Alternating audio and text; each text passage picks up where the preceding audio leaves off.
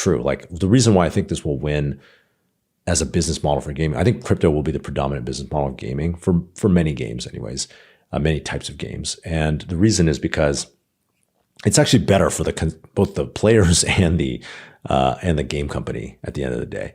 It's better for the players because it's an opportunity for the players to actually participate in the economic upside of the game and also retain the value of their assets, the things that they earn in the game or pay, buy in the game.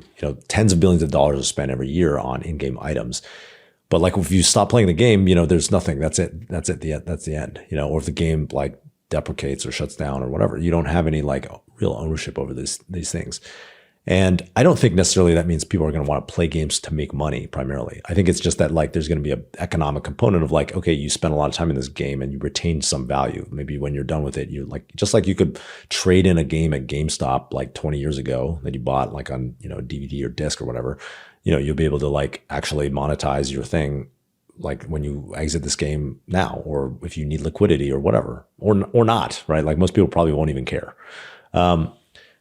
So it's better for the players, I think. And then it's better for the game companies themselves. I actually think at first it's kind of like a worse, like people are like, oh, it's a money grab or whatever. I think it's at first it could be like a lot of game companies will see it as a worse business model, because they're putting this IP online. It's like on the blockchain, like anyone could just, build an experience on top of their and interacting with their NFTs. And so there's like this loss of control that like, I think will be, uncomfortable for big companies.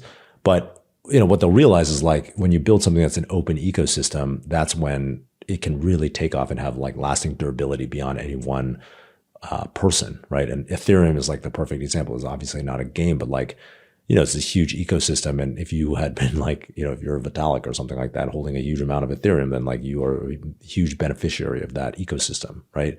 And I think like these game companies with their sets of NFTs and their, maybe token economy, if they build one, will be these beneficiaries of the open ecosystems and open economies that they create. The smartest game companies in gaming NFTs are thinking of like their NFTs and their economy as IP. And they're like, we want other people to make stuff on top of our IP. It's a complete inversion of the traditional media company model. And that's really cool because I think that's both smart and it's going to create a lot of economic value for them, but it's also like awesome because it creates all this remixability and, programmability on top of their systems, which is like what the internet's all about. Yeah.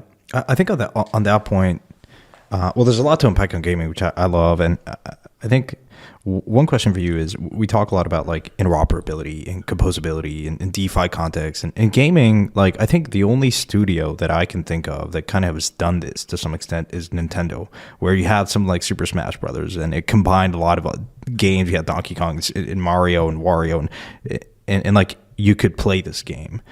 But otherwise, and so it was like, but it was very much centralized and cohesive, like a game, and people liked it.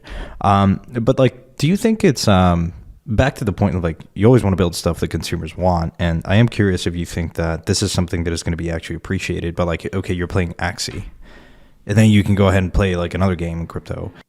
Yeah, I don't think they're going to connect in the same way of like, you can use this one sword and this other in every land you go to or something like that, like every metaverse you go to. I don't think it necessarily will look like that. I think, there's a lot of skepticism about like composability or reusability in that way. I think it's much more likely that, okay, so like I create a set of NFTs for my game. My game is successful, right? Like it's very successful. And then other developers are like, hey, I'm going to like, if you own an NFT of Justin's game, we're going to make it do something in our game because effectively that's like marketing to my users, right? Like it's an incentive to make my users like join their game. And at first I might be like, oh my God, like I don't want that. Like I want my users to retain in my game.